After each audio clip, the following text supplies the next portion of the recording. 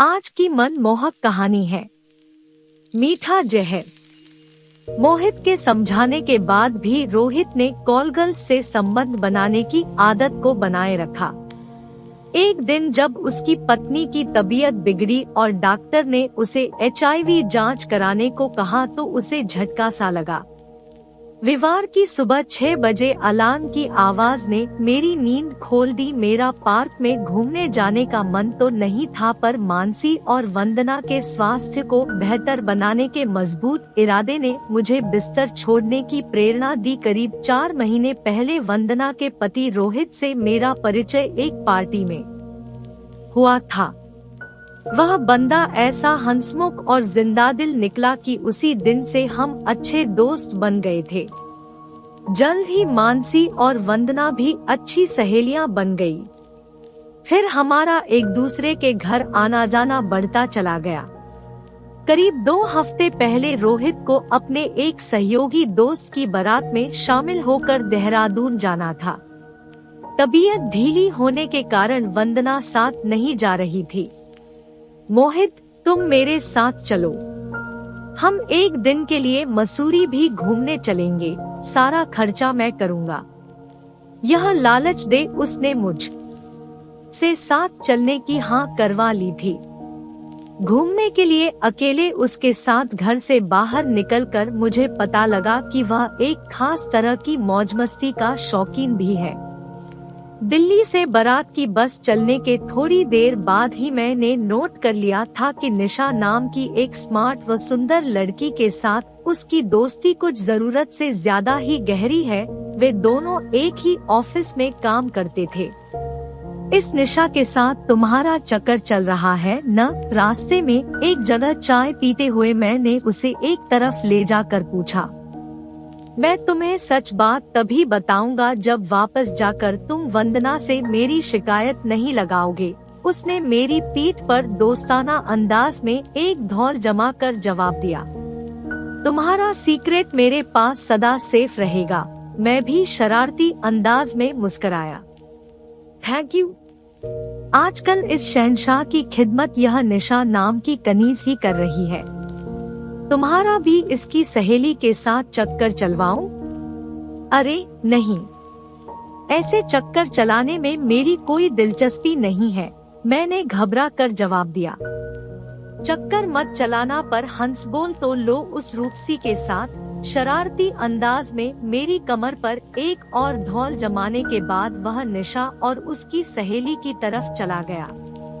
निशा की सहेली शिखा ज्यादा सुंदर तो नहीं थी, पर उसमें गजब की सेक्स अपील थी। यात्रा के दौरान वह बहुत जल्दी खुलकर मेरी दोस्त बन गई तो बारात में शामिल होने का मेरा मजा कई गुना बढ़ गया।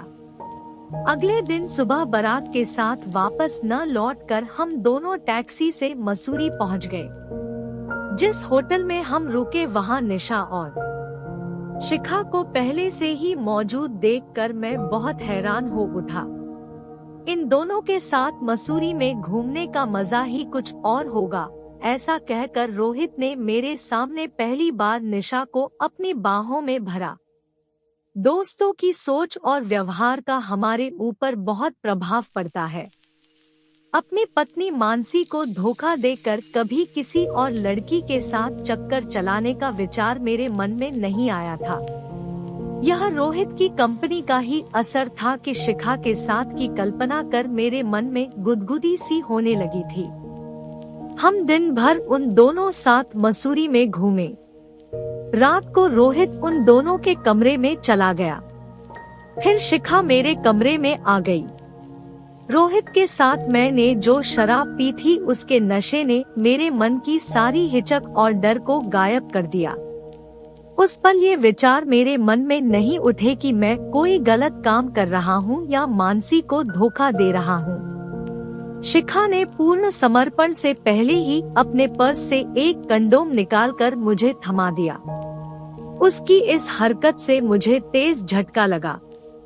मेरे मन में फौरन यह विचार उठा कि वह कॉलगर्ल है, और फिर देखते ही देखते उसके साथ मौजमस्ती करने का भूत मेरे सिर से उतर गया।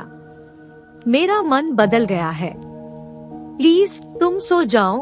पलंग से उतर मैं बालकनी की तरफ चल पड़ा। Are you sure? वह मुझे विचित्र सी नजरों से देख रही थी। बिल्कुल। सुबह रोहित से किसी तरह की शिकायत तो नहीं करोगे? अरे नहीं, वैसे मन न माने तो मुझे कभी भी उठा लेना। श्योर? पैसे वापस मांगने का झंझट तो नहीं खड़ा करोगे? नहीं, उसके प्रोफेशन कॉल गर्ल होने के बारे में मेरा अंदाजा सही निकला। अगली सुबह मेरी प्रार्थना पर शिखा हमारे बीच यौन संबंध न बनने की बात रोहित व निशा को कभी न बताने के लिए राजी हो गई। सुबह उठकर रोहित ने आंखों में शरारती चमक भरकर मुझसे पूछा, कैसा मजा आया मेरे यार? मसूरी से पूरी तरह तृप्त होकर चल रहा है ना? बिल्कुल, मैंने कुछ शर्माते हुए जवाब दिया तो उसके ऊपर हंसी का दौरा ही पड़ गया। अपना इस मामले में नजरिया बिल्कुल साफ है। दोस्त महीने में 1 से 2 बार मुंह का स्वाद बदल लो तो पत्नी से उब नहीं होती है। तुम ठीक कह रहे हो गुरुदेव। चेले, एक बात साफ कह देता हूँ, अगली बार ऐसी ट्रीट तुम्हारी तरफ से रहेगी। श्योर? पर क्या? मुझे इस रास्ते पर नहीं चलना हो तो तुम नाराज तो नहीं हो जाओगे ना? अब तो तुम्हारे मुंह खून लग गया है। तुम मेरे साथ मौज मस्ती करने निकला ही करोगे। अपने इस मजाक पर उसका ठहाका लगाकर हंसना मुझे अच्छा नहीं लगा। हम दोनों वापस दिल्ली आए तो पाया कि वंदना की तबीयत ज्यादा बिगड़ गई थी। खांसी बुखार अभी भी था। रात से पेट भी खराब होने के कारण बहुत कमजोरी महसूस हो रही थी। अपने रोग के लक्षण बताते हुए वंदना की आवाज बहुत कमजोर लगा रही थी। तुमने जरूर कुछ गड़बड़ खा लिया होगा, रोहित ने उसका माथा चूमते हुए कहा। आप मेरी खराब तबीयत को हल्के में ले रहे हो, आपको मेरी चिंता है भी या नहीं? कहते कहते वंदना रो पड़ी। मैं आराम करने से पहले तुम्हें डॉक्टर को दिखा लाता हूँ। रोहित का यह आदर्श पति वाला बदला रूप देखकर मैंने मन ही मन उस डॉक्टर की बात सुनकर मन ही मन बहुत बुरी तरह से डर गया था। मैंने उसी रात मन ही मन कभी न भटकने का वादा खुद से कर लिया। क्षणिक मौज मस्ती के लिए अपनी व अपनों की जान को दांव पर लगाना कहाँ की समझदारी हुई। रोहित और वंदना दोनों की HIV की रिपोर्ट नेगेटिव आई थी। इस कारण उनके 3 साल के बेटे राहुल की HIV जांच नहीं करानी पड़ेगी। वंदना के लगातार चल रहे बुखार खांसी का कारण उसे TB हो जाना था।